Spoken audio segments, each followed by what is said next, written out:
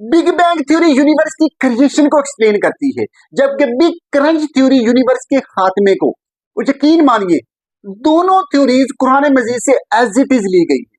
अगर हम big bang theory को देखें तो साइंस का मानना है कि ऑलमोस्ट 13 बिलियन ईयर अगो हमारी यूनिवर्स एनर्जी और मैटर की एक बॉल थी, जिसमें अचानक से एक्सप्लोजन हुआ, जिससे हमारी यूनिवर्स की क्रिएशन हुई।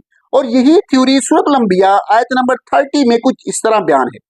क्या काफरों ने नहीं जाना कि जमीन और आसमान बाहम मिले हुए थे और हमने इनको फाड़कर जुदा कर दिया।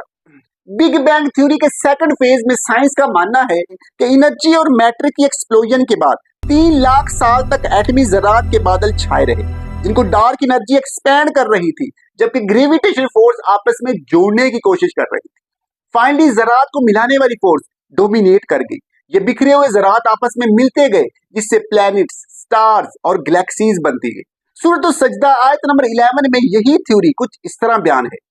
और हम आसमान की तरफ मतवज्जे हुए और वो उस वक्त धुआं था, तो उसने इस आसमान को हुक्म दिया कि तुम दोनों वजूद में आ जाओ, चाहे खुशी या चाहे जबरदस्ती। तो उन्होंने कहा, हम बाखुशी हुक्म भी जा लाकर वजूद में आते हैं। बिग बैंग थ्योरी के थर्ड फेज में साइंस का मानना है कि डार्क एनर्जी इतनी पावरफुल है कि तमाम कक्षाएं एक दूसरे से दूर होती जा रही है, मींस हमारी यूनिवर्स एक्सपैंड कर रही है।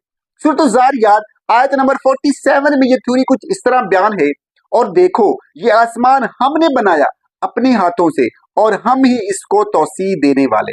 बिग क्रंच थ्योरी जो कि यूनिवर्स के खात्मे को बयान करती है, इसके मुताबिक हमारी यूनिवर्स एक लिमिट तक एक्सपैंड होगी, फिर श्रिंक होना शुरू हो जाएगी।